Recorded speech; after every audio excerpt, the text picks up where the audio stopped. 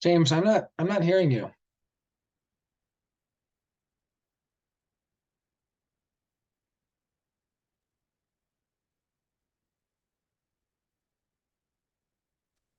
I'll Can you hear go me? yeah, you're good. I'm good. Okay. Yep. There you go. I see some familiar faces. Hello, Teresa. Good to see you. Hello, Roger, Kyra, Shango, Nakshi, Hanifa, Christine, Mark. All right, good to be with you all today.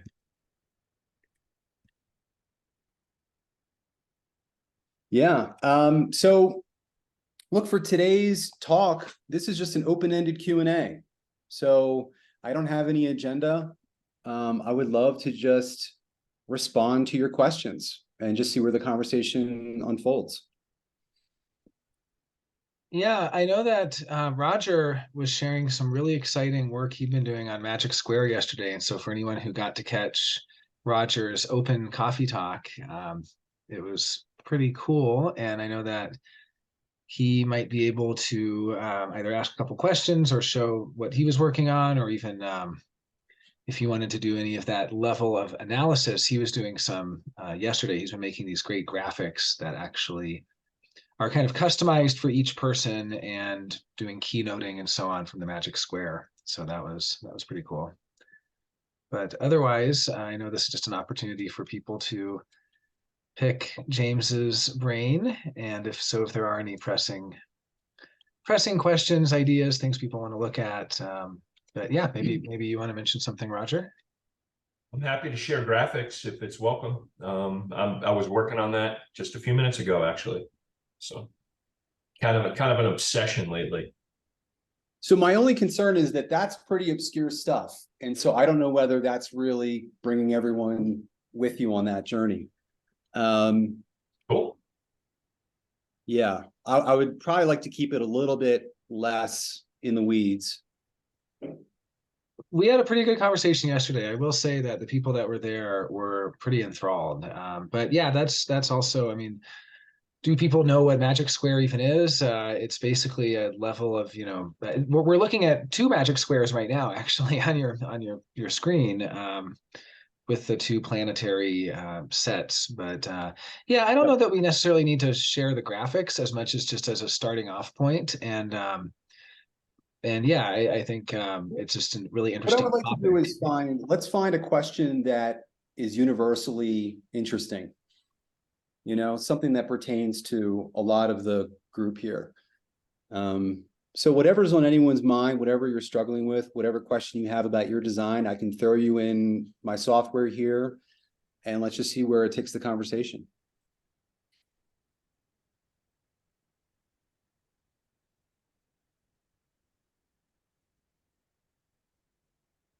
Anyone? I know a bunch of you people have questions because you're hitting me up for these questions. So don't be shy. Can I volunteer, James? Questions, or I'm getting Facebook messages with the questions. Yeah, go ahead, Nakshi. Okay, so very personal. Something I have been really recently discovered is the composite charts between me and my older daughter, Emma. And I saw a lot of her, even her, is it design son or presenting son, got put into detriment by me. And there is a certain point of my charts being put into detriment. So my observation with that was I can see the tension between me and my oldest daughter. And I'm kind of curious if, and I got some questions that people ask me too about the hierarchy of the composite chart of when people being put into detriment. Is that, if it's a person's presenting son put into detriment, maybe felt even more intense or discomfortable comparing to, say, is people's other kind of different planet. But again, to my observation, it can just be totally personal. It can be related to how people's childhood and past and all the things as well. So yeah, that's just an open question to the composite chart. Yeah, 100%. That would be really significant. It's part of your incarnation cross. And even a compromise, so it often can feel really good if you have like a dormant or hanging, if your personality sun's a dormant or a hanging gate, it can feel really good for me to meet a 952 like Jonah, for example. And, that can feel like there's purpose between Jonah and I. And there might be purpose, but what's going to end up happening is that my purpose is going to be, subject to his energy, right? Because he's got the full channel. But 100%, yeah, that's a really significant placement for a detriment. You're saying that specifically for completing the channel, not just for activating the center? Yeah. Mm-hmm. Yep. The compromise with the gate in the channel. In other words, like looking at my chart, if I meet at 952, there's that sense of purpose that's there, but like if I meet at 19, it does bring my 52 online, but it doesn't have the same flavor and quality of, oh, there's purpose here. There's work to do together.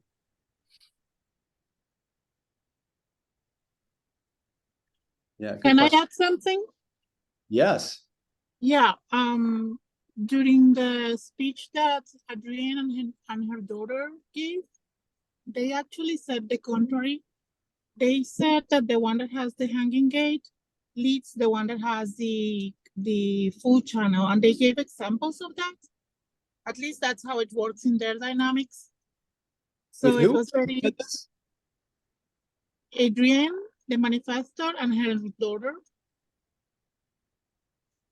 They gave a presentation about manifestors and projectors in business.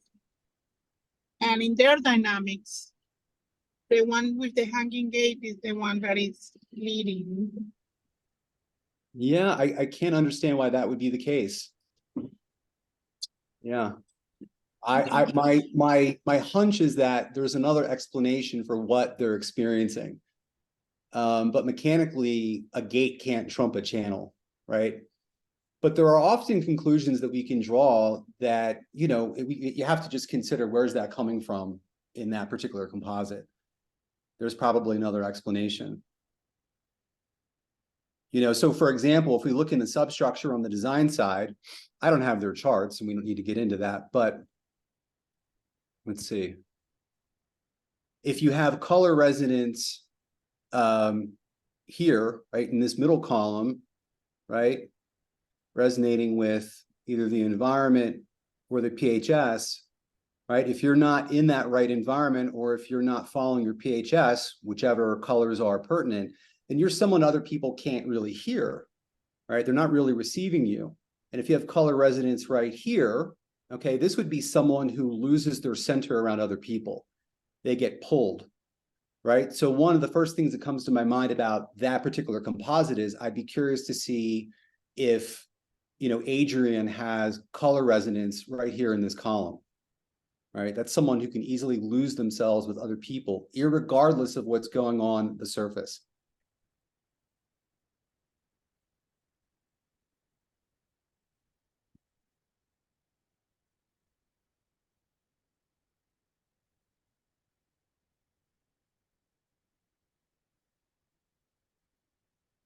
Kyra, would you like to share anything? I know we worked together recently and we've delved into some deeper aspects of your chart. Yeah, my mind is drawing a blank. Here,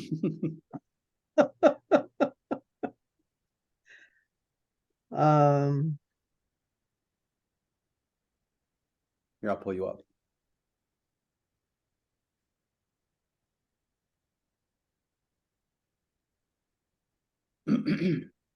Is there anything that's kind of standing out from the recent conversation that we had that you might want to explore further? And if you don't, that's fine.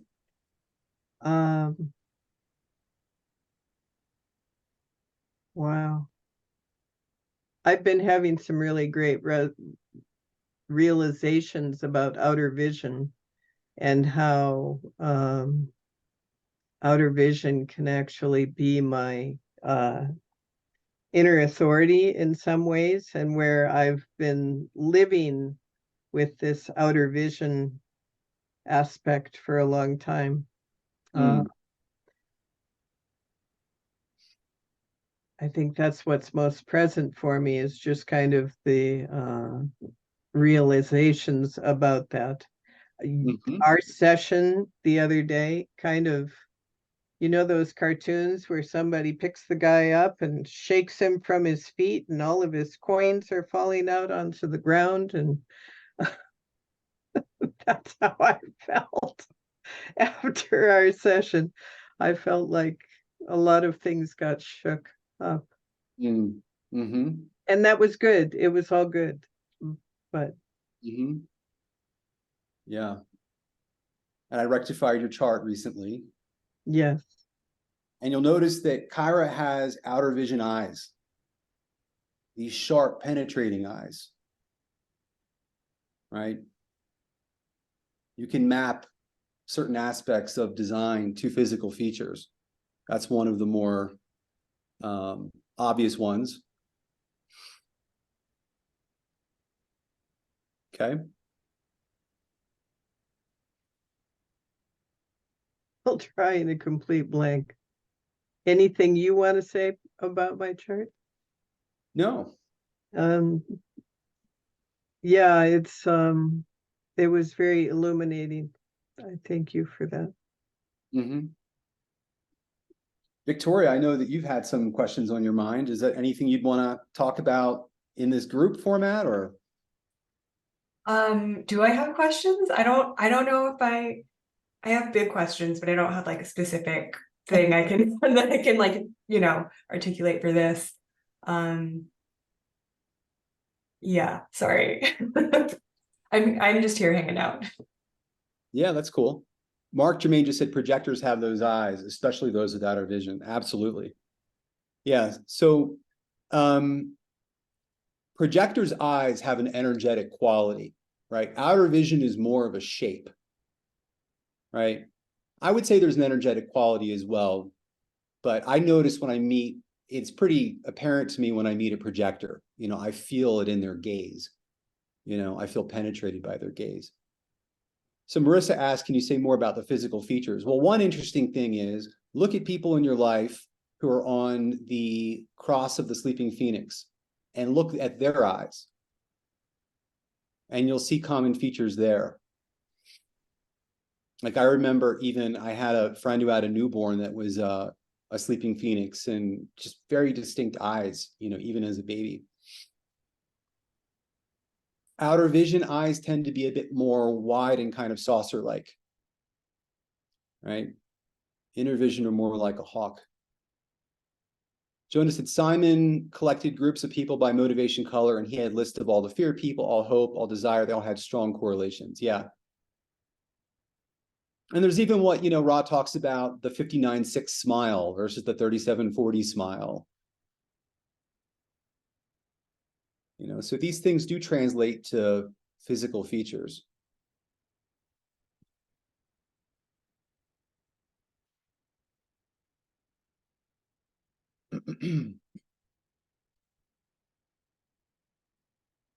Anyone have questions about their substructure, colors, motivation and transference, or view and distraction, or how their PHS transfers, or how their environment transfers? I do have a question. You had said that you were right mind and I'm right mind, but your arrow is in the design part and mine is in the personality part. I'm a right brain. Right brain. So were you saying I was right brain as well? No, you're No. right. Yeah. I'm saying we just both have that one piece that's right. Oh, okay. So am I right mind? I'm not right brain. Yes. Okay. Right That mind. was where I got confused. Sorry. Thanks. That contributes, Kyra, to why you're not sure what you've retained from the readings, Yeah, and it's so evident. I was trying to tell talking to a girlfriend and she said, well, how was it? And it's like, I don't know. I'll have to tell you as things come up because I can't tell you anything. And it's all the more the case because you're direct light, right? So 6 colors don't have good memories. 6 color internal determination doesn't have a good memory. It's not a problem. There's nothing wrong. but they're not meant to retain as much as its opposite, thirst internal determination. These are people with extraordinary memories, specifically if it's cold thirst, right fixed. They have good memories. Why would that be? It has to do with liquid retention, right? So memory stored in liquid. So when you look at the surface of the chart, for example, this stream has to do with memory, right? Instinct. Instinct is based on memory. Intuition doesn't have a memory associated with it. Intuition is something that you couldn't possibly know about the future that's going to protect you, right? Instinct is based on past experiences, and you develop those instincts over time, and that memory exists in cellular fluid. And there's liquid implications all the way up to the 45, right? The 45 is a good eliminator, right? The 21 is always carrying water around, right? So there's liquid implications all through there. So is that why you asked me if I drink a lot of liquid? Yes, that would be your transference. So one of the ways I would try to, that we sorted out your birth time was I asked about, do you have a preoccupation with getting a certain amount of, water a day, or it could be preoccupation with smoothies or juices or teas. But usually what's happening is someone with a 6 color is peeing too much. They're stressing out their bladder and their kidneys.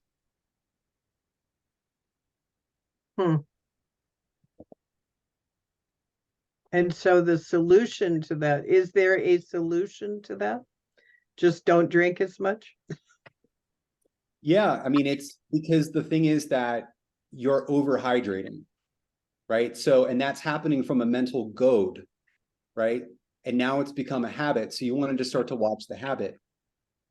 Oftentimes, when I talk to people with 6 color, like they'll know that they're peeing too much. They're getting up throughout the night or something like that. And they feel relieved to know that, oh, I don't actually have to be cramming in 8 glasses of water a day or something like that.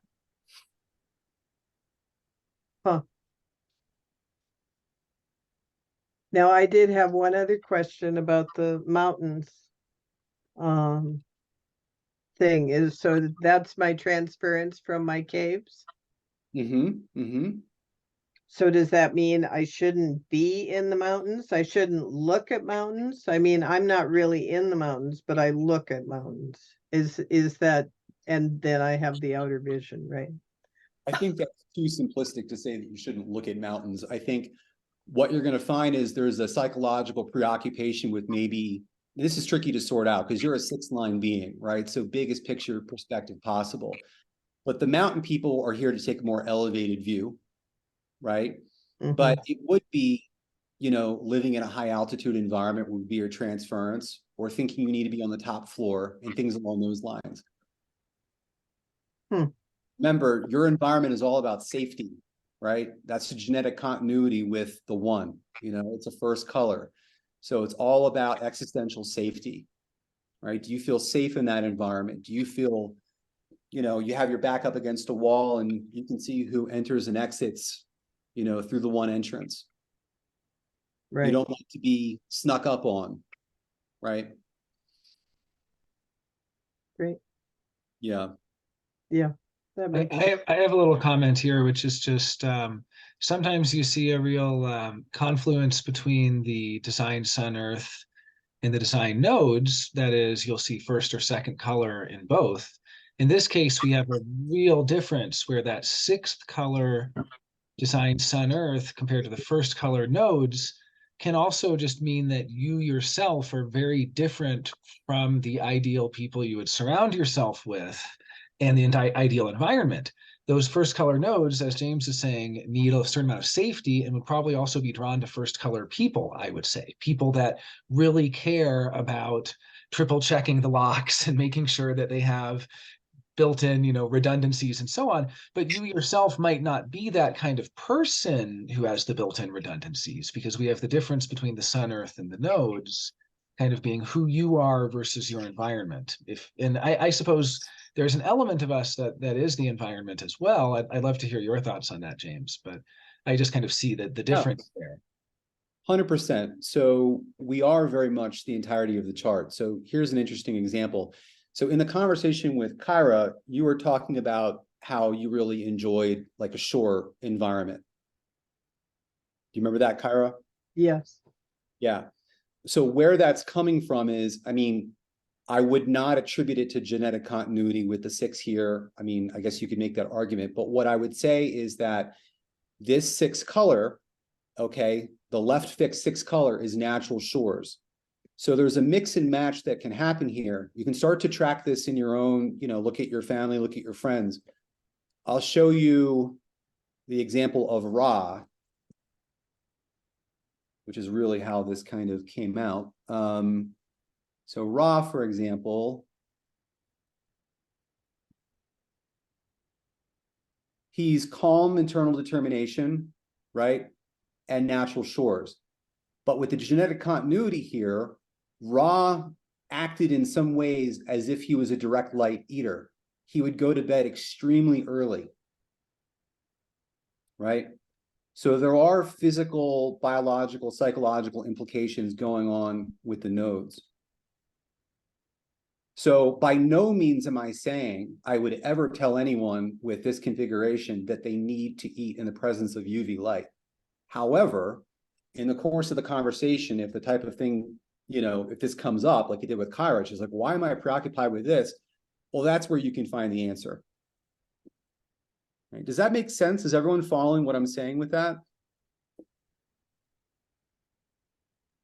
I definitely am, because this is something that I've tracked for a while about just trying to understand the difference between the sun, earth, and the nodes. On the design side being the design internal versus the design external, and then on the personality side being the motivation versus the view or perspective, and just how the nodes are a part of us in the sense that they cause activation. And yet the nodes are kind of a special case in that on the design side, they are indications of our correct environment. And on the personality side, our view or perspective. So they take on this extra quality.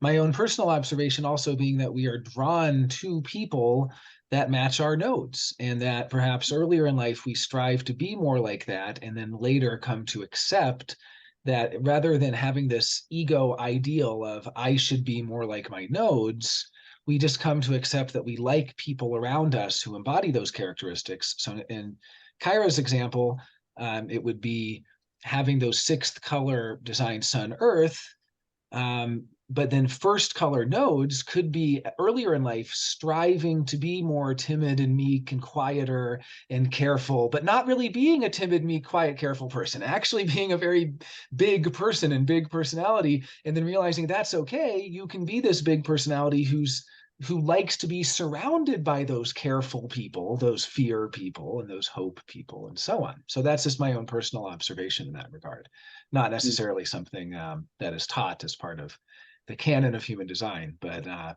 yeah, just kind of seeing the difference between the sun, earths, and the nodes as you know, roughly speaking, who we are versus the kind of people and places we are drawn to, and things that we like to surround ourselves with. Mm-hmm. Mm-hmm. Yeah, there's a lot of implications there. I mean, one of the things that you'll find is that you can really identify with the gates, you know, in your nodes, right? So they very much are us as much as it points to what we're here to experience and to see. So I have a random question. I don't have a lot of emotional friends, like very few, like considering like how common they are in most of the world. And I feel like maybe that's because all my nodes are in my root, or maybe something like that. Like, does that kind of thing happen? Does that make any sense? I didn't think I had you in here. Do you mind if I put you Might in? not having. Sure. It's MYERS. March 12th, 1973, 3:32 a.m. Chicago, Illinois.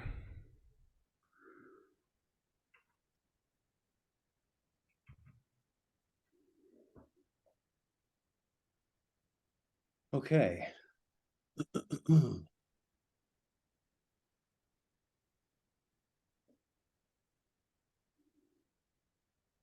But yeah, it's like I often just sort of like play it off as like, well, I'm as much emotion as anybody needs in their life. Like all my friends, like the whole extended group, like almost all sacral people, sacral authority people.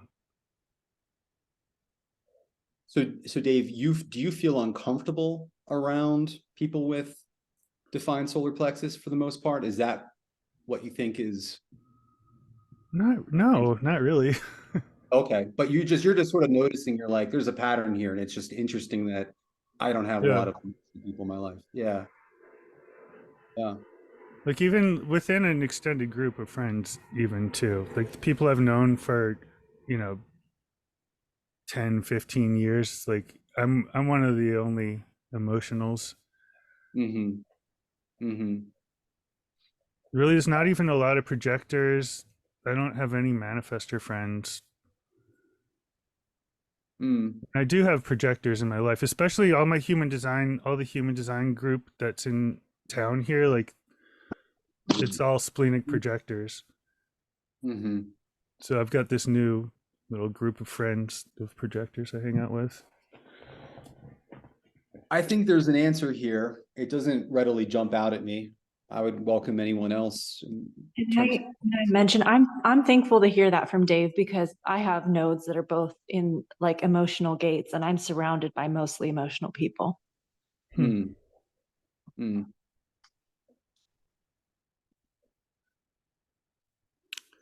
I don't know, just something to throw around. Mm-hmm. Yeah, it's an interesting question. Well, it would be interesting if you're surrounded by a lot of defined root people, as all four of your emotional, I mean, sorry, all four of your nodes are root. I mean, I wonder if we can actually deconstruct the nodes that simplistically.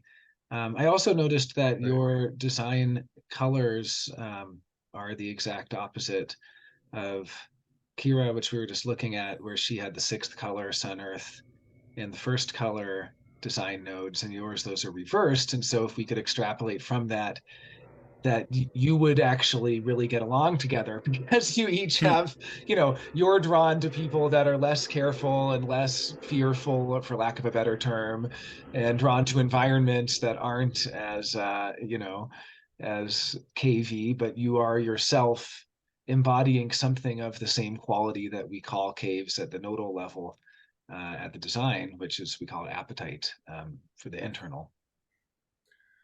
I definitely have my little caves that I have in my house that I wish someone, had better windows, but I end up hanging out in them.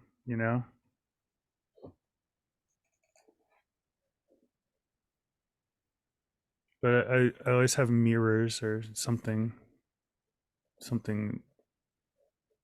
uh shoresy around. Hmm. Yeah, it would be, obviously we're talking about artificial in this case. So it's just some point of transition.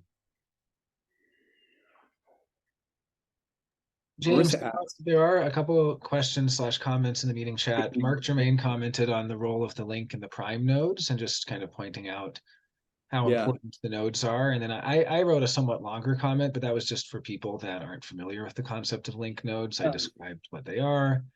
I don't know if you use those in your analysis. And then also Marissa asked for your thoughts on nodal returns in between planetary cycles. So here's the link nodes, right? Design north, personality south.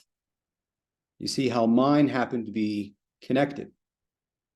Not everyone's are actually connected in their definition. And so one of the interesting things is that when there's a disconnect there, it's kind of like this disconnect between mind and body, which I say very loosely, because I don't think it's accurate to just summarize the personality as the mind and the design as the body. But there is this kind of schism, and it manifests as your life kind of breaking apart every now and then, and like a very just completely breaking apart. And Ra talked about, how these people, when the link nodes aren't connected, they don't feel at home on planet Earth. You know, I imagine it's almost somewhat akin to what it is to have an undefined spleen, or undefined spleen as a top, you know, open center. Yeah, it's not something that comes up very often, you know, in conversations, but it is something that I do look at from time to time, you know, particularly when working with someone who, you know, they're really going through a really rough patch, and we'll take a look at that. James, just to clarify, you mean connected through definition? Yeah. Mm-hmm. Yeah. Yeah, like in my case, they're not connected, and they're actually in undefined centers. And so having all four of my nodes in undefined centers and not connected through definition, I guess the way that Rob would kind of analyze that is that I would have a real disconnect sometimes between my lived life experience. And is that how you're kind of explaining it, James? Yep. Mm-hmm. Yeah. Like I wouldn't necessarily be learning from what's going on, or I wouldn't necessarily be making the connection between what's happening in my life and some even my life purpose in that sense, because you know it's interesting to look at all four of my arms of my incarnation cross are in defined centers, and they're connected because I'm single definition, so they're all connected. Yeah, if you want to pull up my chart there, you can kind of see that I have 46, 25, 58, 21, all connected through G center to the root, you know, but my nodes are not, you know, my nodes are the throat, the ego, and the ajna center, and those are all undefined. And so I guess at that level of analysis, it would mean that I would periodically, my whole life would fall apart. And also, even when it's not falling apart, there would be some sort of disconnect between the kinds of places that I am and the people in my life and my life purpose, for lack of a better term, through my incarnation cross. It's like my incarnation cross is not really connected to my nodal environment or view and perspective. So the other aspect of this is that, you know, as you go deeper in the experiment, different aspects of the not self become more prevalent, right? And so as a triple split, for example, with myself, the biggest issue are my two open centers, undefined spleen, undefined root. As I go further, all of those missing gates become issues for me to contend with. A whole other deeper level is you can eventually come around to recognizing the preoccupation with the gate or gates that connects your link nodes. So this is subtle territory. So, you know, looking at Jonah's chart, obviously he's a single definition. So it's about the centers. And obviously we are talking about the top center here. So, and he has, you know, this gate has a personal harmonic influencer. So he's going to be, you know, interested in being in control regardless, right? But even if that wasn't the case for Jonah, this sooner or later would be something that he could find in his experience, some sort of a mental preoccupation with control, because it's the gap between the link nodes. What if the link nodes are both in the same center? The same center that is as each other. Let's pull it up here. All right. So again, we're looking at the 54 and the 39. So in your case, Dave, they're connected. So it's connected by the same definition. Gotcha. Okay, so when we say connected, we don't mean like in one, like they're from together create a channel. It just is if they are somehow by definition connected to each other in any way. Exactly. Yeah. Gotcha. Okay, making so much more sense to me. Thank you. Yep. Okay. Would anyone like to take a look at their link nodes? And I mean, this is kind of a fun. Marissa, I wanted to acknowledge your question. I don't have an answer to it. You asked a great question. She said somewhat related, somewhat not. What are your thoughts on the effects of nodal returns in between planetary cycles? Really haven't given that much thought. I would love to continue with the link node, you know, conversation if anyone's interested in pulling I'd like to, if you want to look at mine. I'm sure I'm not connected anywhere, but we can look. Yeah. So just again, so just so everyone sees. So here we are. Right. So here and here. So what does that tell you that we need here? What are we preoccupied with? 27. Yep. So one of the Sure. ways, now it's not the best example for what this can reveal, because much like Jonah, this is the biggest not self trap in this sacral anyway. So it'd be cool to kind of find an example where that wasn't the case. But it is a part of that person's not self nonetheless. So Kyra is basically going to be overdoing it in regard to caring, right? And all the more the case because she's going to try to care. She has hope she can fix the other person, right? If I just care more, I put in the effort, I can fix them. I see what's wrong with them. She's going to have a story, right? A hopeful and ungrounded and impractical story around how that relationship can still work, right? By fixing them through over caring, over nurturing. Wow. Back, Kyra? I've been so for the last 7 years, we were taking care of my mother-in-law. And then in the middle of that, I started taking care of my mother and stepfather. Which it's all coming to. My mother-in-law died, and my mother and stepfather don't need as much care, but that all just like, whoa. Okay, thanks. Yeah. That was cool. Do another one. I see Victoria was asking to check hers, and I'd like to see that as well. I also just wanted to ask you a quick question, James, of just how you differentiate, like in an undefined center, like in this case with the undefined ego. This is actually the same as for me. We have the same exact configuration. I have 45 and 25, and then I have gate 26 activated. But you pointed out that the 21, that does make sense as a not self gate. But then I also wonder about just the difference between when you do have activation in a hanging gate. I mean, I recall from the rave psychology materials that Ra described when you have harmonic gates pointing at an undefined center, that those not self gates that are being pointed at are felt as similar to a bridge gate for a split definition person, insofar as there's a mental story around, if only I had this, then it would be so different. However, and possibly getting hooked on the conditioning of somebody who does have that. However, the 26, the hanging 26, would seem to be the fixed characteristic of the not self theme, that I will prove myself by proving what a good 26 I am, by proving how convincing I can be, how good I can sell people, and so on. So I was wondering if you could kind of comment on the difference between those. Let's break down Jonah's ego. So the reason why Jonah isn't a more effective marketer and salesperson is he's not brave enough. He doesn't initiate enough. He's not in control, right? So Jonah says, I have a problem with being in control. I need to be in control, right? To be safe, right? Safe. I need to initiate. I need to have the guts, right?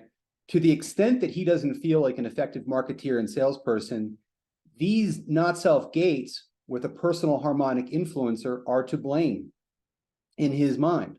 Then when we come to the 40, well, this is just other people have problems with community. It's externalized, right? It isn't his own problem. It's other people, Does that make sense? I can see how when the whole channel is open, it's kind of like a wide split where there's a lot of blame and there's a lot of feeling of rationalization of, yes, it's true that I'm proving what a hard worker I am, but I'm only doing it because I can't depend on anyone else, because nobody else is really there to help out in that regard, or things like that. There's a lot of blame. I guess other people don't know how to work hard and be reliable. I guess I was just pointing out that, like, when I see an undefined ego with only hanging gate 51, I've seen these people prove themselves by moving cross country with only a bag in their car, by jumping into the void and proving their courage, and that there's a sort of a fixed characteristic of continually proving how brave they are. In my case, it's more around the 26, but I can see how there's a self-recrimination of, if only I had the guts, something's wrong with me, I don't have the guts. If only I had more discipline, something's broken in me, I don't have the discipline. And this has been a common theme for me, not that I need to have the discipline or I need to have the guts, as much as just something's wrong with me that I don't have these things. I wish that I did. But I guess it can also play out in different ways. We're saying the same thing. You are someone here you're here to learn about marketing and salesmanship and so on and so forth, but it operates inconsistently, which frustrates you. And then your mind will come up with stories, which, remember, it's not going to come up with stories that always land in the exact keynotes. But when you unpack the story that you're telling yourself, the underpinning in that story is that I need to be in control. I need to be brave. You have to decode your story, and that's going to be the underpinning of why you're not consistently a good marketeer and salesperson. Got it. That makes a lot of sense. Yeah, very similar to a bridging gate, where it's kind of double duty. It's both something that they feel is lacking, and if they had it, they would be whole and complete, but it's also something that they can try to embody or hold on to, the sort of surrogate power they gain from others who give them that or bring them that activation. Yep. Anyone else want to look at, I think Victoria wanted to look at her link nodes. Is that correct? Yeah, that'd be great. Do you have my info, or do you want me to type it to you? I think I do. Hold on one second. And so would Sandra, Mary, and Amanda. And so if you all want to either private message your info to James or put it in the comments, that might help. I guess I need your info, Victoria. I just DM'd it to you. Okay.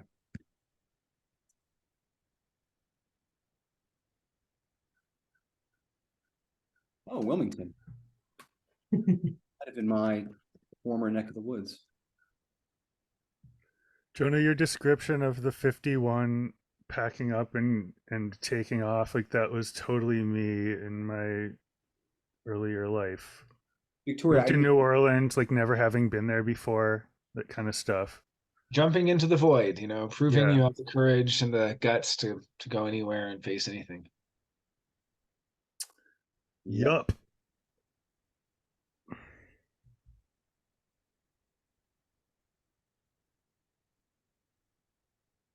We're in Delaware. Delaware. All right.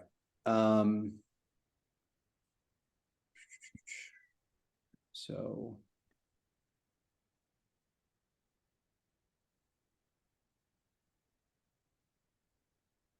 right. So not. So not right. That's a really interesting one. I would say, obviously, part of the, the non-self story with the link nodes are these gates, right?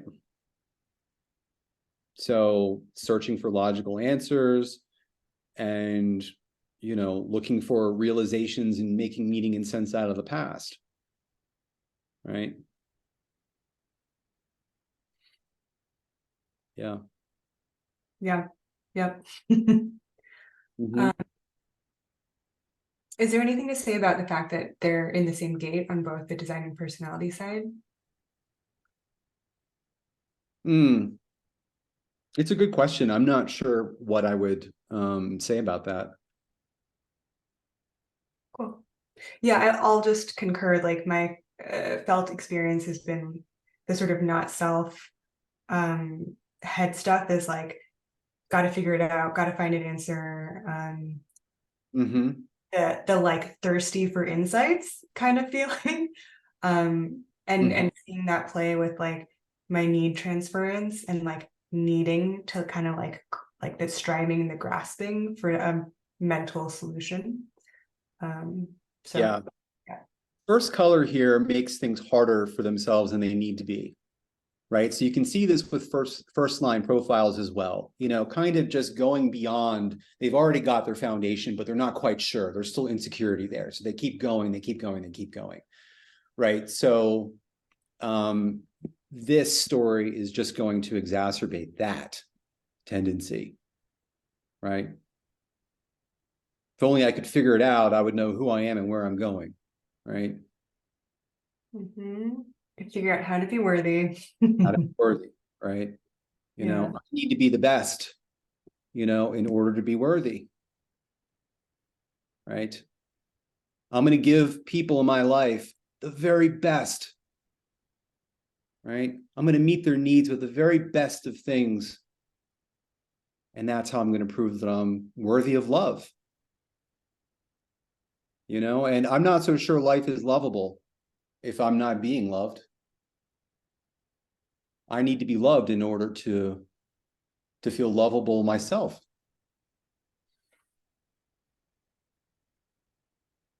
Would, you know, we've been talking about like the nodal, like people in our life kind of being similar to the nodal configuration. In this case, because of the link nodes being separate and the 47 or the 4 potentially bridging that, could that be part of the equation, like enjoying people that are 47s and 4s? Yeah, 100%. Definitely. Yeah, I mean, also, you know, that becomes a resonance with what you've got going on here, right? Yeah. So on the most obvious level, it's like, hey, you know, we're speaking the same language, you know, we can both be logical, we can both be experiential, but yeah, on a subtler level, that is making it all the more the case. Yeah. Love my collective peeps. Yeah. Cool. I got to catch up on the chat here. So who else wanted to look at their link nodes? I know we've got a little bit of a list here. Hey, James, I sent you also a DM with my details. Okay.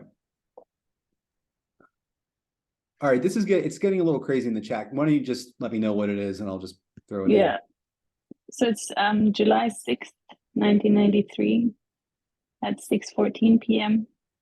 in Oslo, Norway.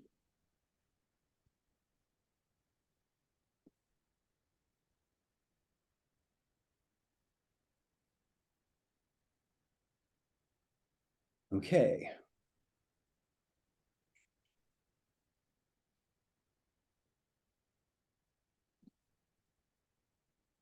So this is pretty interesting.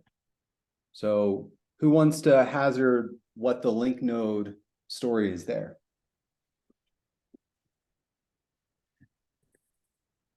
Did you ask me now? I lost my sound for a sec. Yeah, I would love to hear from anyone who wanted to just kind of. Yeah, have a go.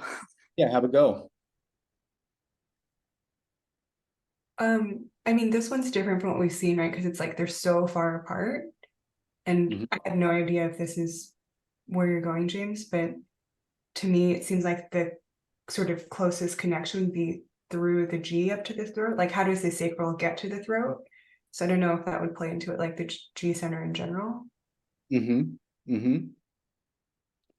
kind of want to say that a channel, a full channel, could be the link instead of a gate, or a combination of like the most efficient gates. I mean, wouldn't you kind of go for, or maybe circuitry or something like that? So you always want to consider, right, you always want to consider circuitry in terms of like, where does the energy most naturally want to flow, right? So we're obviously understanding circuit here, abstract here, but really the closest link, unless I'm missing something, is just had gate 34, you know, they would be connected, right? But I would say integration. Yeah, but see, it's a different circuit, right? So, you know, there is not really a clear path here. I mean, it could be that, which is sort of, again, this is logical, right? Going up to the abstract. I would say there's a story around the 15 and the 33, but I would also say there's a story around the 34, because the energy, it's not like the energy can't flow through a different circuit. It's just that it has a preference for flowing through similar, you know, but you have to consider, you know, various factors. So what's interesting about this is that I would love to you know, I mean, Sandra, maybe we talk at some point and we unpack which one you identify most with, but this becomes a wide split story, right? Mm. So you can be someone who's inclined to point the finger as a second line. But this is like the problem is external to me. It's someone else's problem. It's also wisdom about other people, right? And in those interpersonal dynamics. But you sort of would look outward, you know? But remember, when we're talking about the link node stuff, this is not stuff that like people just getting into design are going to really identify with because they've got so many other things to kind of look at first, right? So this is just more of an advanced analysis. But if you've been in design for a number of years, this might be the thing that's starting to show up because that's the way that it works with our conditioning, with our trauma. It shows up in its own time.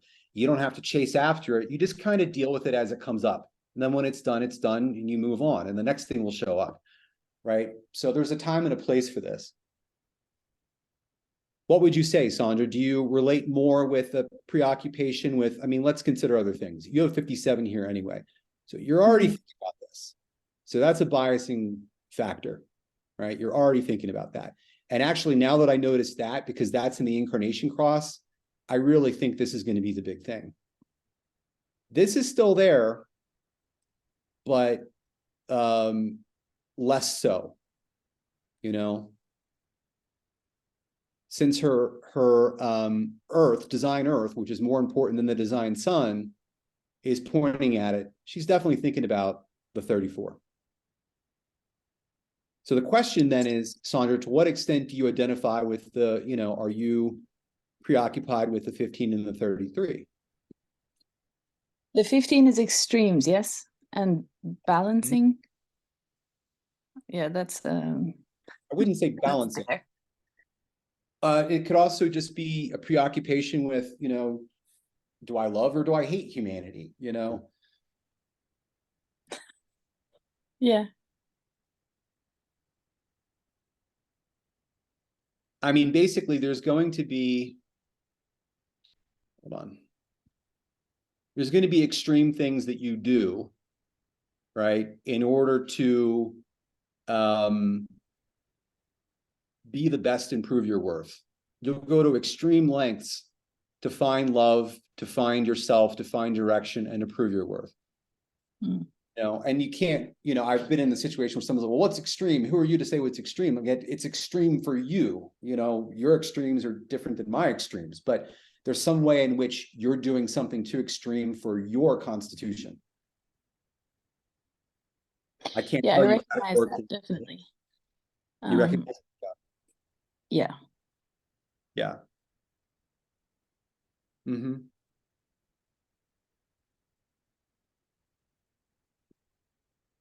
And are you, I mean, let's see here. So, well, you already have a gate of aloneness, but, you know, do I need to be alone? That's also a bonus, no? The 33? It is, yeah. So if you didn't have any gates of aloneness and you were preoccupied with being alone, I mean, it's kind of tricky, right? So we always get into like keynote soup here where you're also a hermit. So there's a lot of different factors to consider, you know, but preoccupied with memory. You know, what do I remember about the past? I got to share that with other people. I got to tell them stories about the past. You know, what have I been through? What was that? What was it all about? Just for balance, James, could you give us your description of what the preoccupation with 34 would look like? Yeah.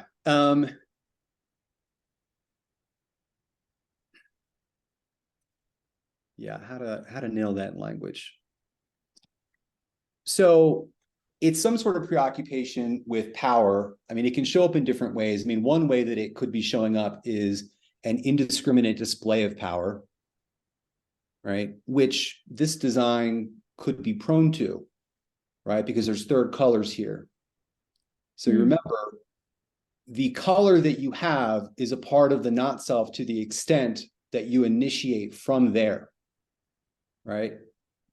I'm going to assert power dynamics when I feel threatened by other people and intimidated and emotionally overwhelmed. And then I'm going to come at you hard, right? So there's a power dynamic susceptibility in this chart. And I think that 34 really contributes to it. Yeah, I can recognize that as well. Yeah.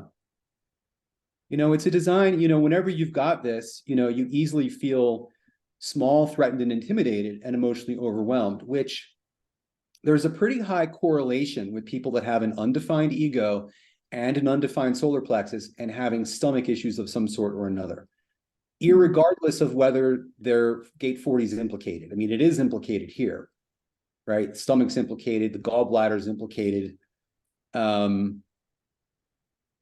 But I would say 9 times out of 10, I talk to someone, they're like, yeah, I have dealt with stomach issues. The reason for that is when you are under threat so often, you feel under threat, right? Whether you're actually being threatened or not. And when you feel emotionally overwhelmed, you're stuffing that down, you're acquiescing in order to find safety, right? In order to navigate that situation. 100%. Yeah.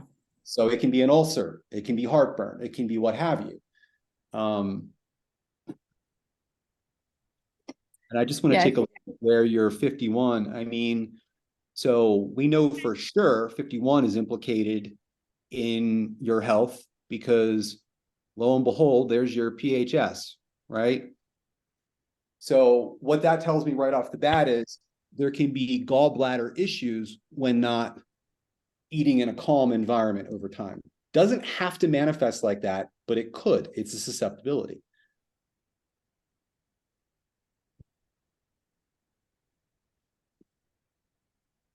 Yeah. Does this all make sense? Definitely. Yeah, for sure. The emotional overwhelm especially is like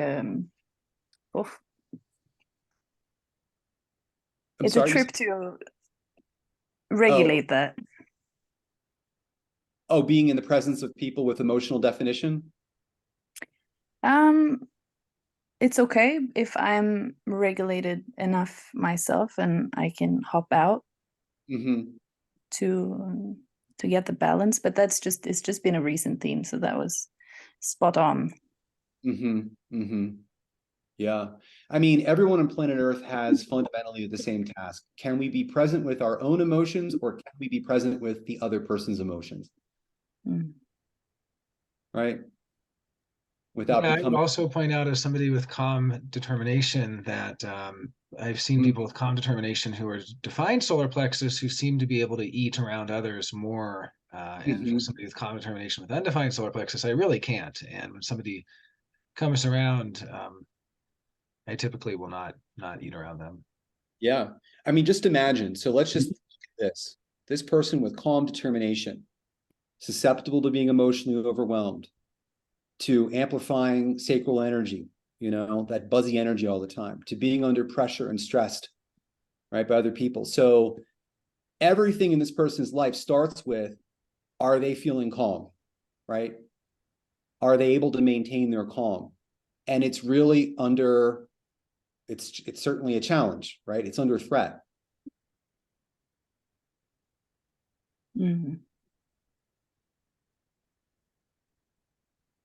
And, you know, the tendency here would be to transfer to the one, right? And it doesn't have to transfer on the same side. It doesn't have to go to consecutive. It could go to alternating, but there's some sort of preoccupation with eating simple foods. Yeah. Right. And, you know, that's kind of how we maintain the not self. It's how we survive the madness of the world, is through the transference, right? The only way I can kind of deal with the craziness of the world is, I mean, you don't know why you're doing it, but your system is doing it. It's going into that transferred state in order to cope, right? Just as it's checking out in order to cope. It's personalizing experiences in order to cope, right? Yeah, great. Thank you. You're welcome. I don't know where the hell we are in the chat. I haven't. Are we all together in this, or have we gone astray? I think people are really into it, and I think if you have time checking out Mary Murphy, and then Amanda's, and then I know Nicola. We'll see how much time we have, but I think people are really into it. It's a really really lively chat. People seem really engaged and interested, and yeah. Cool. Okay, well, who's next? Mary Murphy. Hey, James. Hey, how are you, Mary? Good. I wonder if I have you in here. I was wondering that too. Okay. You know what it is? I have so many softwares and you're in one of them, but not this one. I get it. It's Mary Murphy. November 15th, 65, Okay. Yep. 2008. Uh-huh. United States, St. Paul, Minnesota. All right. Okay.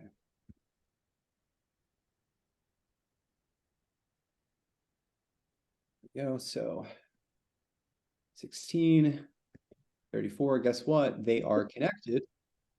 So nothing going on at that level. Do you have other questions for me while we're looking at your chart?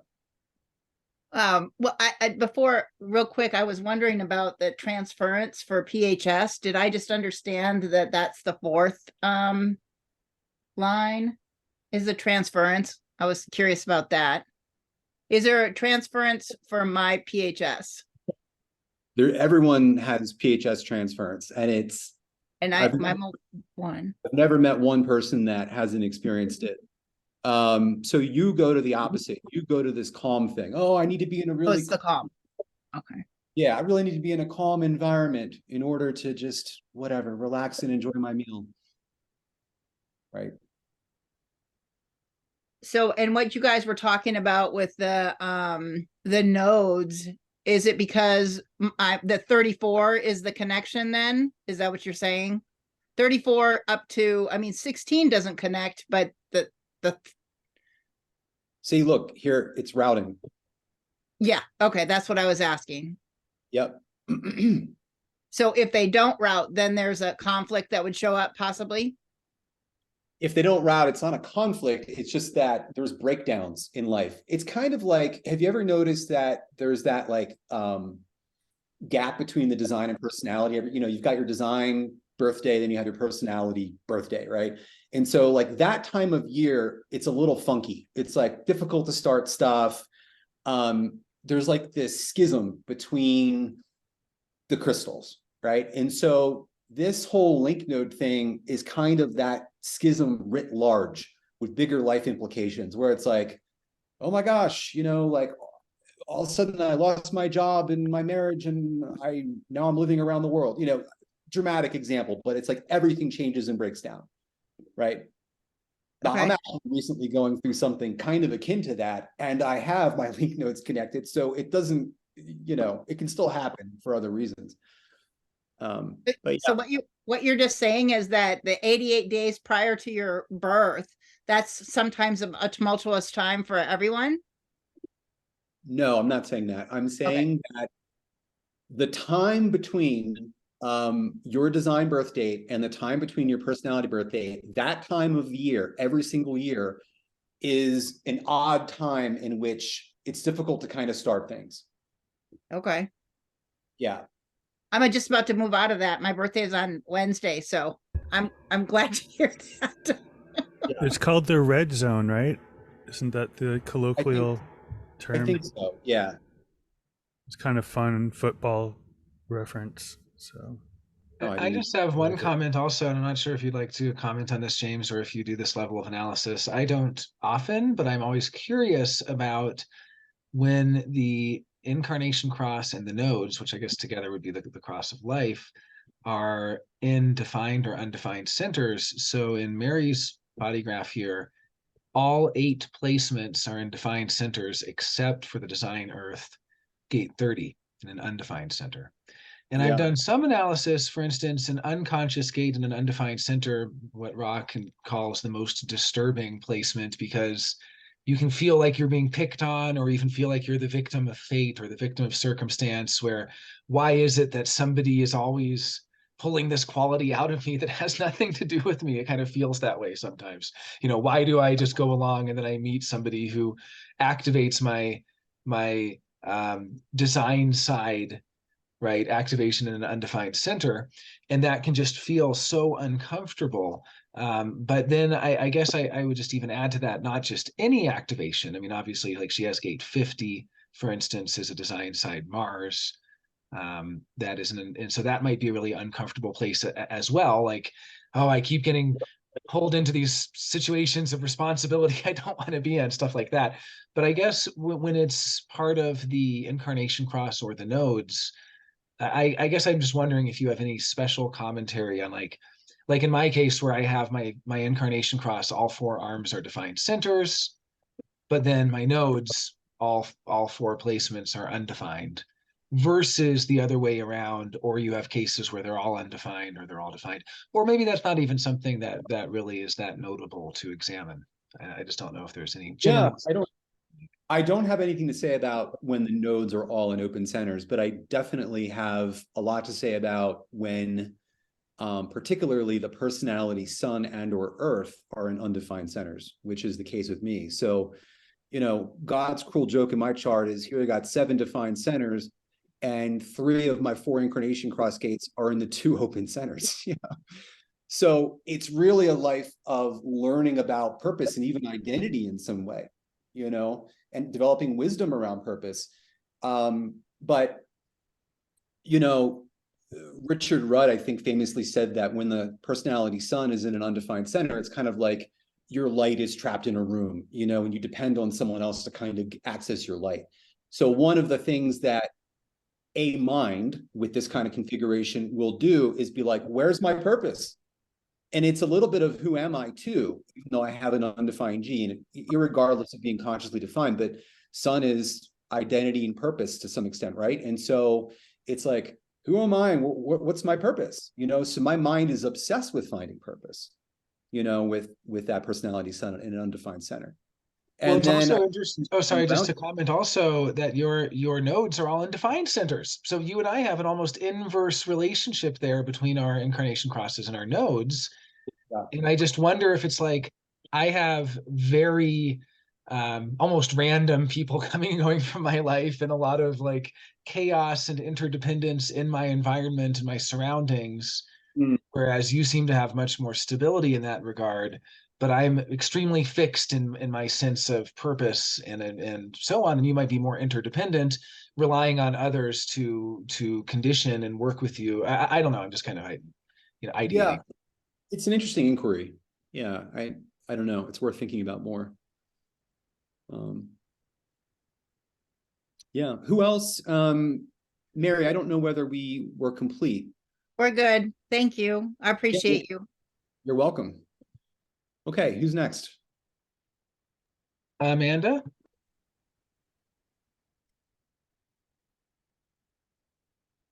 Hi. My birthday is 16/09/1990 and 1916 US and St. Louis Park, Minnesota.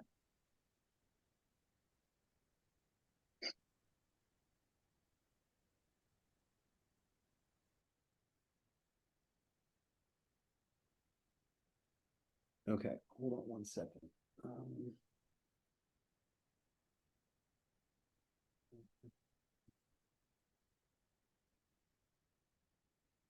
Just give me 1 second. I just need to charge my computer.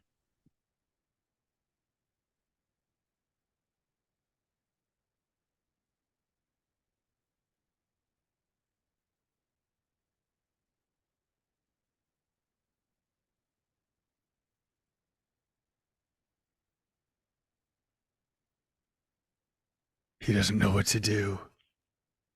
Well, I was going to mention also, we've been looking, oh, I see you're back now, James. But yeah, we've been looking, it's been incredible to kind of see how the energy flows on the body graph. But something else that Mark had commented above and what he likes to do is actually look at the line keynotes. I don't think that's really in scope for what we're doing today, but that is an interesting exercise you can do on your own to look at your design north node and your personality south node, the actual line keynotes there, and to kind of synthesize those together. And it can be a really interesting exercise. The way Mark put it is reading the line, its essence, especially the exhalation aspect, as a core spirit of a person, parentheses, link nodes. So that was Mark's comment. Yeah, that's not something that I practice, but that's fascinating. I would love to hear Mark do that at some point. Yeah. So we knew that these weren't going to be in definition, because Amanda's obviously a reflector. So the interesting question is, what's the journey? What's the gap there? Amanda, would you like to have a go at it?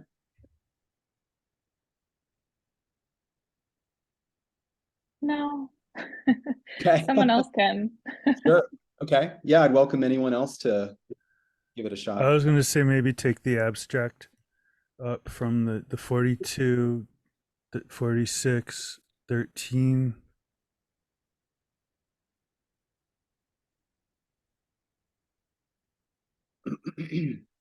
I would say also just that in general, it seems like the manifester channels have some sort of preference in the energy flow towards the throat.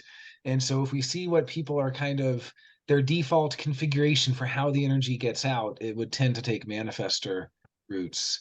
So either the 22 or the 35 seemingly, and just through the, in general, it seems that the emotional side is more represented because of the completely undefined spleen.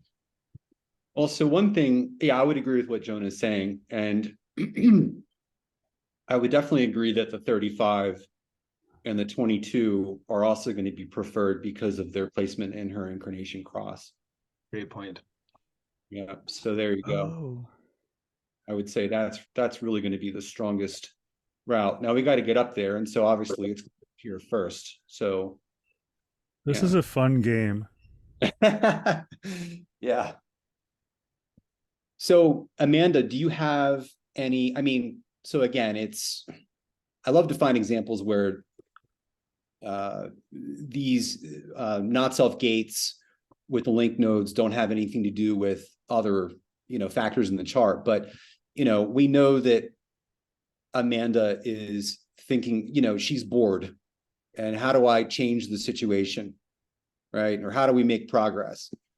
And we know that, she's going to try to protect herself from emotional overwhelm with social graces. Oh, if I'm really polite, I can avoid a unpleasant situation. So that's already the case. So the other one that it has some weight here that may otherwise not is 49. And does that track with you, Amanda? Just the 49 themes, which I can speak to if Yeah, I'm just like tired, so I don't have a lot to say today, but I would say that also with the 22, like it would all like the opposite also sometimes comes into play, like in order to have like to get out of the emotional situation, I might like blow something up and then exit. And priceless. Yeah. And like also, yeah, like the total opposite. So it would be like one or the other, but I would say that when I was younger, it was like the hyper politeness. And then as I got older, it was like blow the thing up and then exit the thing. Well, we're really talking 9 too. Yeah. Yeah. It's right. So it's all kind of there. It's all there, right? Because, and it's going to be, you're here to learn about conflict. So, it's like maybe to avoid a conflict, I'm going to be really polite. But then sometimes you're really overwhelmed, by that situation, and you want to just hack that person out of your life insensitively. I'm just going to drop them. This is a Ra thing. Now, Ra had a dormant 49, but the same difference. I need you to obey me, is that too. I need your loyalty. Yeah, I also notice when people have a lot of hanging gates and undefined centers in the 4 manifestor channels, the 3420, 2145, 1222, or 3536, compared to someone like Mike who has no hanging gates in any of those and has all those centers defined. And he doesn't really seem to be here to learn a lot about anger versus peace. But when I see a configuration like this, I see this is going to the school of what is anger, what is peace, what is the difference, how do I operate correctly so that we can work through that anger, through confronting truth, through sharing my feelings, or even, I guess you could say 35 is a not self gate, but at least being able to communicate through communication, through healthy self-esteem. I mean, all of the sort of journeys of those open centers around coming to peace rather than anger, because when you have hanging gates there, there's really no choice. You're going to deal with anger at some point, either yourself or others, either your own anger or displaced anger from other people being angry with you. And that anger is going to be a theme that's going to come up one way or another. So just kind of something I notice when there's, over representation of manifestor gates. Because the average number of hanging gates in the manifestors gates would be like 1 or actually 1.3 statistically. So when you have 3 out of 4 hanging, that's like a 200 or 300% over representation compared to what you find in the charts at large. Yeah. And I also have over representation. I have 3 of the 4 hanging gates and manifestor channels as well. Yep. Great point. Okay. I have a question. Yeah. Let's say like Amanda's nodes were the 53 and the 54. Are you at that point just trying to make a connection to the root with anything to just get any definition? Like you could just take any of these hanging gates and just connect it to something and then that would do it? I'm not sure if I followed your question. So just if her nodes were the 53 and 54, she still wouldn't have definition, right? So right. Same predicament. So, but then it wouldn't be, you would just have to connect the root to anything to get the definition. I would say, yeah, it's a really interesting kind of like particular thing. Yeah. I would say that root needs to be defined in some way. And there's probably other factors to determine like how that person would best like it to be defined. But yeah. I would say with that, what I would actually say, Dave, is I think that person's looking for the center theme more than a particular path, right? They're really here to learn wisdom about stress and about being and about evolution of consciousness and all the things that the root represents, right? And there'll be dilemmas around all that. I think we would take the gate analysis out of that type of scenario. Great question. Yeah. Cool. Who's next? Nicola, I just PM'd you her info, or if it got lost in the shuffle, maybe she can just tell you. Yeah, if you could tell me, that'd be easier. Yes, hello, thank you. September 18th, 84. Is that how you spell your name? No H. Nicola Henderson. Perfect. Yeah. And what was that again? 18/9/1984. Okay. 12:36 p.m. All right. Canada. And US Grand Forks. Grand what? Forks. BC, yep. All right.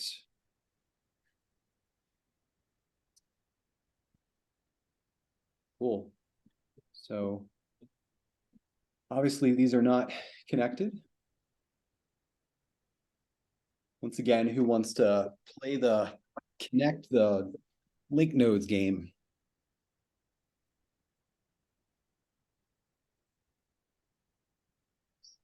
Or this is logic, and here this is knowing circuit, different circuit. It's a 48. 48. There you go. Well, We're no. getting better at this. 48, and then what next?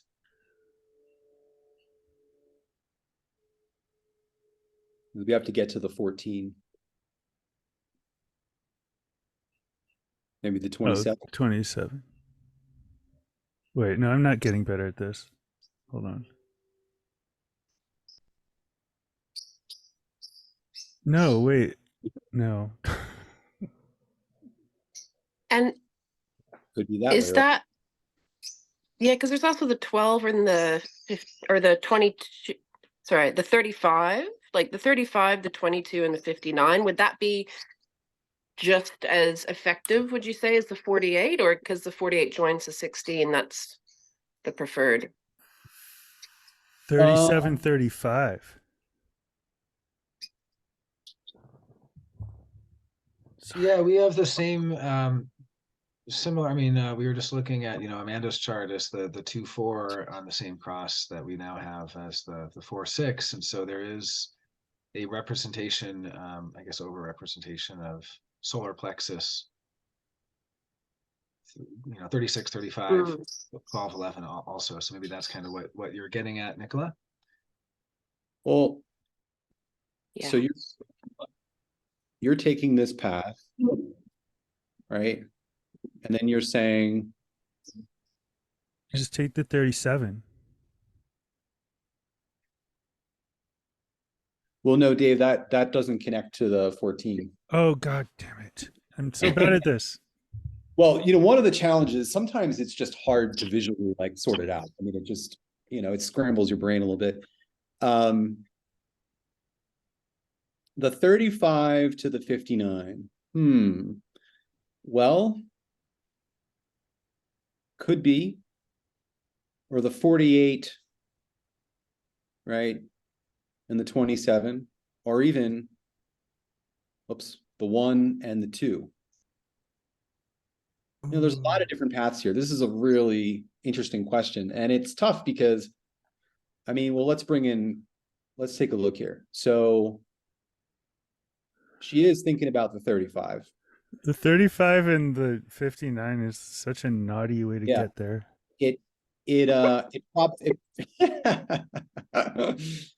I'm going to vote for that as the path because, we're talking about the incarnation cross gates here. She's already preoccupied with the 35 and preoccupied with the 59. So that's going to be the biggest preoccupation. Does that make sense? Yeah. Interesting. Yeah.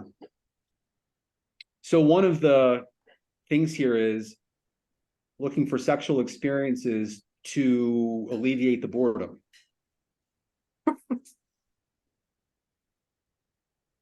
Go for it.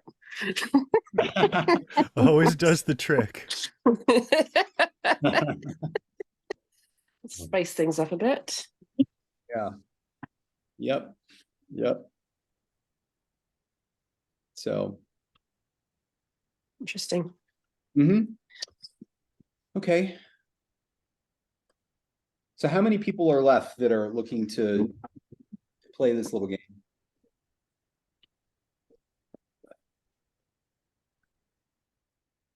And I'm about 34 messages behind in the chat. So I've still got to read mine. I was just replying to the difference that Marissa brought up about compromise and electromagnetics, and I was kind of commenting on that. But I think we've gotten through everybody. Please correct me if I'm wrong, but I think we've gotten through everyone that wanted to have their body graphs looked at. Cool. Unless Nancy wants to, I'm not sure. She commented above about. I see that was just something else, or Ashley or anyone else. But I really appreciate this incredible session, James. I know we've gone about an hour and a half now, so I'm not sure if how you're feeling, but it's just wonderful. This has been so in depth, and I've picked up so many little nuggets. Yeah, I'm happy to answer any final questions. Otherwise, probably we're at a good stopping point.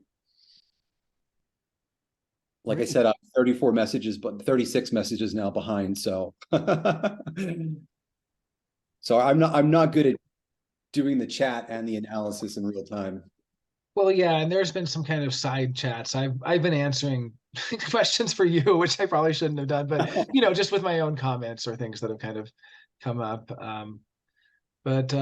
Yeah, I think we're pretty good. If anyone wants to jump in and any final questions or something they asked earlier that didn't get addressed, please do.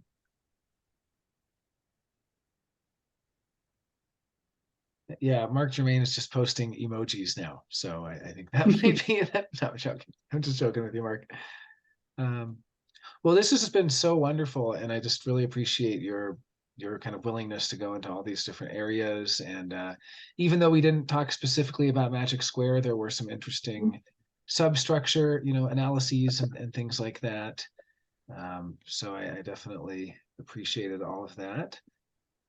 And just really interesting to see how you look at charts. I've never seen anyone analyze a chart the way you do. And yeah. Oh, I guess maybe this could be a good final question. So Marissa was wondering about compromises in this nodal context. And so she was saying when your nodes are in undefined centers and you're kind of looking for, or at least they're disconnected from each other, and you're looking for those, what we could call link node bridges, to kind of coin a new term.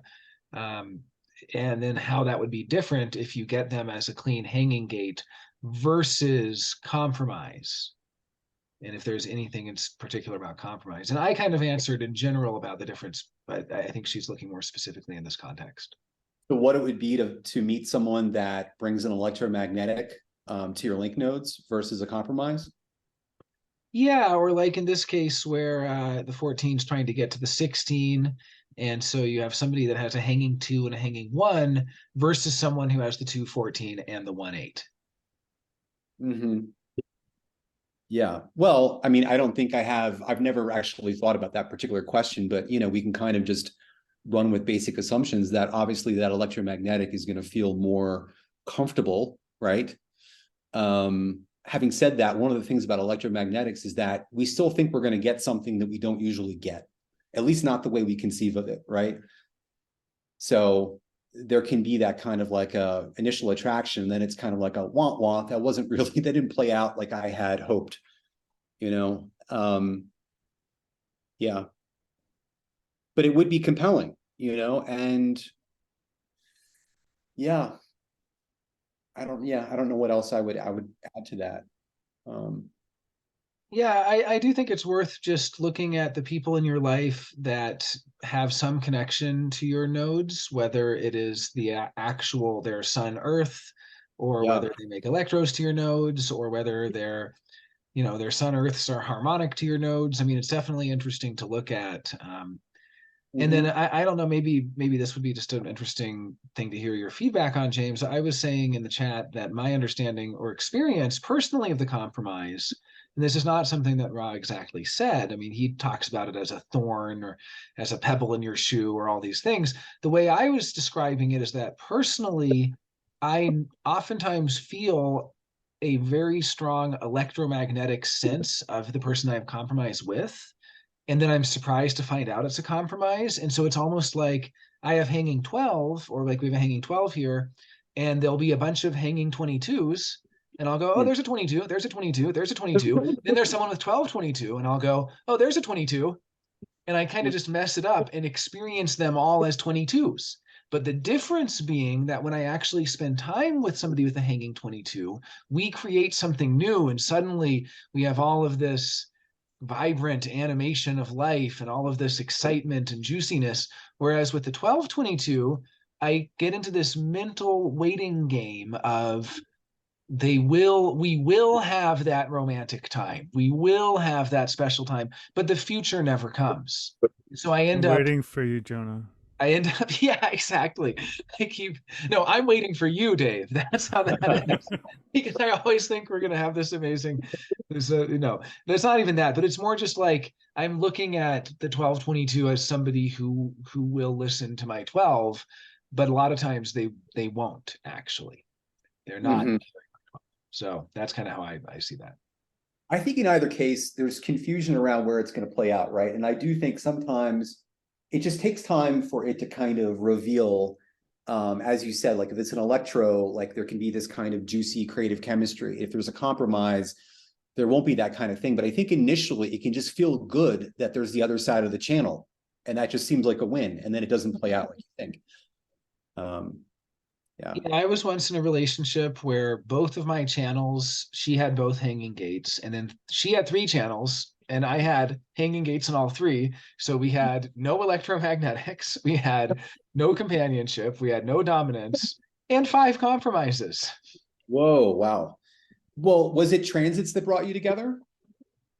I think it felt like electromagnetics at the beginning. It felt the same as electromagnetics, and it sort of slowly came into focus that we're just waiting. And we'd go out on dates and I'd be like, well, okay, next week is when we're going to have our big adventure. And next week is when we're going to do this. And next week is when we're going to do that. And next week just never came. Yeah. Yeah. Makes sense. All right.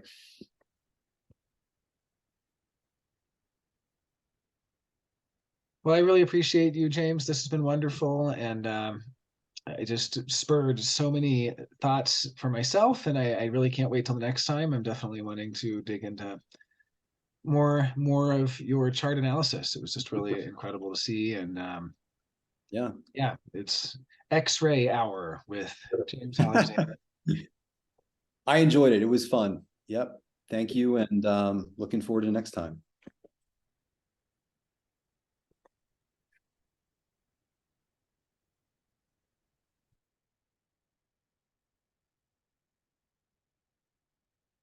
Wow.